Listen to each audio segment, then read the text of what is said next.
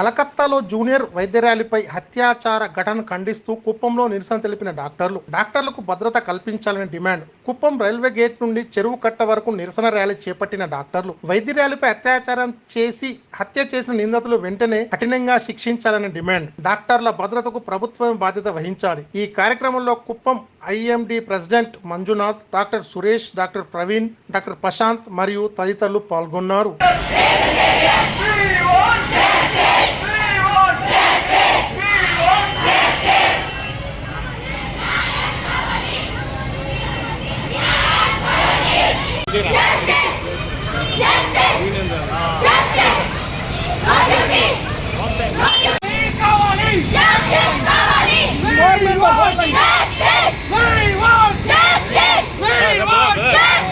No duty! No duty! No